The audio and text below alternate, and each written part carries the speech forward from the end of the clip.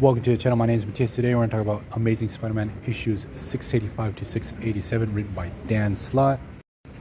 It's part of this big story arc where basically Dr. Octopus, he's dying and he just wants to enact this one last super big plan where he's holding the world at ransom using these Octobot satellites to provoke an insane level of global warming, but also promising at the same time, if they pay his ransom, he will stop global warming for good. It's a pretty overly convoluted story, almost on a Baron Zemo level, but it's a pretty fun read, and Spider-Man does something that's pretty questionable at the end of the story. He actually comes off as a total dick.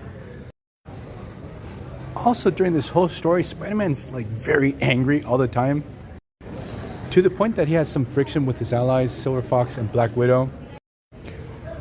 So the story actually starts off, we have Spider-Man and company trying to hit every single one of Dr. Octopus's safe houses, trying to stop the production of his Octobot satellites, but especially searching for his main base of operations.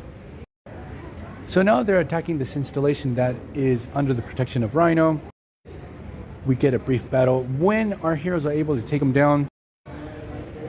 And the thing is that when S.H.I.E.L.D. arrives, they try to capture our heroes because they are really afraid that Doc Ock is going to try to fry the Earth. And Spider-Man's crusade has become a liability for everyone. So we have Spidey, he's crazy pissed off. He's like, the government and S.H.I.E.L.D. are against me. I'm trying to save the world. I had to punch Al Gore and bicker with Obama in the previous issue. So now, since the Avengers have been captured by the Sinister Six, Spidey calls on some of the greatest heroes within the Marvel Universe to try to hunt down Doc Ock's installations. So we have some fantastic characters joining in on the battle, like the Kangaroo, Sabra, Union Jack, the Big Hero 6, Titanium Man. I guess that the Fantastic Four and X-Men were busy. While all this is going down, the story cuts to the Sinister Six, that they still can't believe that they defeated the Avengers. And now, to their total surprise, they've discovered that Doc Ock has paid them a shit ton of money. It's already credited in their accounts. They can actually leave at any moment, but they want to see things through. They want to see what happens.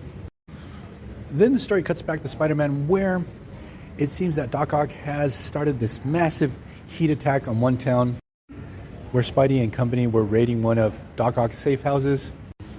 Everything's on fire. It's just utter pandemonium. Spider-Man, Silver Fox, and Black Widow are trying to save as many people as possible. But it takes Spidey forever to realize that this is an illusion done by Mysterio.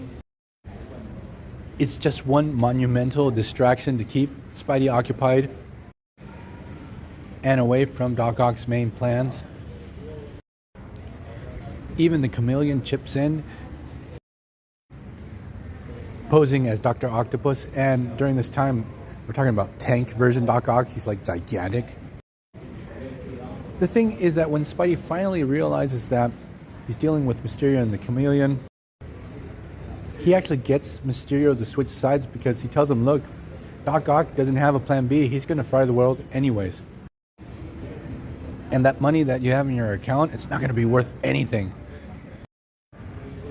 So what happens is Mysterio rats out Doc Ock, takes him to one of his main bases. There we get a confrontation against the Avengers, who are being controlled by Doc Ock's mini Octobots. And we get a pretty interesting situation where we have Silver Fox fighting against Captain America. And surprisingly, she's able to defeat Captain America in a fair fight, while Doc Ock manifests himself as Spider-Woman. And they lock into battle, but Spidey is able to get the upper hand because he studied Spider-Fu with Shang-Chi. I think that happened right around the time of Spider Island. I might be wrong, but that particular story I really disliked. Now, once Spider-Man is able to liberate his teammates from Doc Ock's little Octobots, Thor, Iron Man, and Red Hulk all go into orbit and start destroying all of his satellites, while Spider-Man's allies at the Horizon think tank find the whereabouts of Doc Ock's main submersible base. So Spidey and Silver Fox are able to get on board. They're confronted by Rhino, who actually grabs Silver Fox and sticks her underwater. He immediately tries to drown her because the whole base is flooding. He tells Spidey, look, I'm not doing this for the money. I have no reason to live. The love of my life has passed. And I'm totally willing to die to see her in the other life. I know this room will completely flood, and I'm going to drown too. And Spider-Man does not stop Rhino from drowning Silver Fox. He goes immediately after Dr. Octopus, but it just feels so weird and out of place with Spider-Man doing this. I know that Silver Fox, before going underwater, tells Spidey, go on, take down Dr. Octopus, save the world. And it's the Rhino. It's not like the Juggernaut we're dealing with. Spidey, if he would have put a little bit of effort into it, he would have been able to save her. I guess he didn't like her too much, but that aside, we get the final confrontation between Spider-Man and Doc Ock. Obviously, Spidey comes out on top. He actually ends up saving Doc Ock's life, and that's how the story ends. So I'm going to leave this video here. I hope you guys liked it. See you guys next time. Bye.